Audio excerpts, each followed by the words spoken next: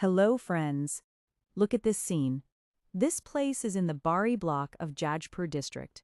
Although the water level has dropped now, the road has been completely destroyed because the bridge broke. Around 5 to 6 villages are connected through this road, and the people are facing severe difficulties in commuting.